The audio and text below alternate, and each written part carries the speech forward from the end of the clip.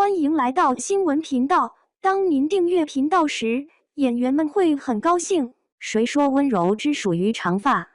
陈都灵粉裙造型美出新高度。陈都灵这组动态生图一出来，评论区像被轻轻推开的一扇窗，风一吹，全是太漂亮了的声音。2026年7月25日晚上，北京的陈都灵工作室在微博更新了一组10宫格画面，配文只有一句：会不会太漂亮了？话不长，意思却很足，像是替大家先把心里那句感叹说了出来。这种不拐弯的夸法最容易戳中人，尤其当照片里的人真的撑得起这份夸奖时，热度来的一点也不意外。这组照片最抓人的地方，不只是好看，而是那种一眼就能感受到的完整氛围。黑粉配色的抹胸蓬裙把整体气质稳稳托住，束腰把肩颈线条收得很利落，蓬松裙摆又把少女感往外轻轻一推，黑纱蕾丝手套一戴上，画面立刻多了几分复古味道，甜里带一点冷，柔里带一点距离感，偏偏又不会显得用力。这种甜而不腻，冷而不硬的拿捏，才是真正高级的漂亮。背景也很会讲故事，柔粉窗帘垂下来，复古白石膏立柱立在一旁，老式鎏金电话安安静静放着，整个空间像是被人特意调成了法式浪漫的色温。光线落下来的时候没有锋利边角，反倒像一层很薄的雾，把人物轮廓轻轻包住。现在想起来还觉得有意思的是，这类场景最怕堆太满，一不小心就会显得俗气。可这套图没有，画面里每个物件都像是在给陈都灵做陪衬，谁也不抢谁的戏。更妙的是，动态感让这些照片比精修图多了几分活气。他手持复古电话轻抵耳边，眼尾微微扬起，神情里有一点俏皮，也有一点懒懒的松弛。倚在粉色帘幕前时，指尖顺手撩过发丝，侧脸线条干净的像是被细细描过，双手交叠轻托脸颊时，又瞬间把镜头拉进一种安静温柔的距离里，没有刻意摆出来的僵硬，也没有为了好看而失真的表情，反而像是他真的把自己放进了这个场景里。这点我真的深有体会，很多人拍照时一紧张，表情就容易绷住，眼神也会跟着发飘。可陈都灵这一组最打动人的地方，恰恰是那种没费劲的松弛感。他不是在拼命证明自己多会拍照，而是在很自然地和镜头相处。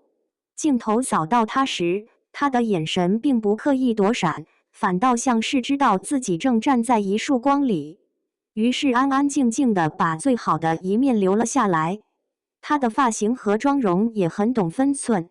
乌黑长卷发做出了蓬松层次，半扎的公主头把脸型衬得更轻盈，碎钻耳饰和细款锁骨链没有喧宾夺主，只是把精致感悄悄往上提了一层。妆容则走的是清透路线，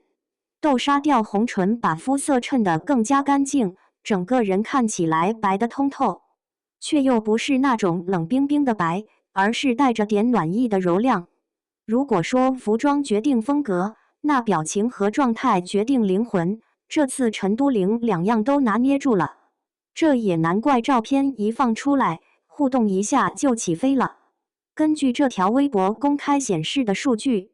这组照片已经收获了800余次转发，近1000条评论和4000多点赞。对一组没有戏剧冲突、没有夸张话题的照片来说，这样的热度已经很能说明问题。粉丝的反馈也很直接，几乎都是围绕漂亮灵动像画里走出来的这类关键词展开，语气热热闹闹，像是在一起围观一场轻巧又舒展的美感展示。其实娱乐圈里从来不缺精修大片，真正稀缺的是能让人记住气质的瞬间。陈都灵这次给人的感觉就像把清冷和甜美凝成了一股很顺的线，不急不慢，却一直有后劲。他不是那种靠强烈冲击力一下子压住全场的人，可他的没有回味，越看越能感觉到细节里的分寸，眼神、手势、发梢、裙摆，甚至连站在道具旁边的呼吸感，都在替他说话。有时候，一组照片能火，不只是因为脸好，更因为它让人看见了某种稳定而鲜活的状态。陈都灵这次就很像把漂亮这件事过成了日常，不浮夸，不做作，也不急着证明什么。她站在那里，光线替她柔和，布景替她加分，神态替她留白，最后呈现出来的就成了那种让人忍不住多看几眼的舒服感。真正耐看的从来不是一眼惊艳的热闹，而是细细品来仍然不散的余韵。陈都灵这组图给人的就是这种感觉，它不声不响，却能在你翻过去之后，又让你回头看一眼。漂亮当然重要，可更难得的是漂亮背后那种安静、自然、带着温度的存在感。这样的画面留在屏幕里，也留在观众的记忆里，轻轻一晃就很难忘了。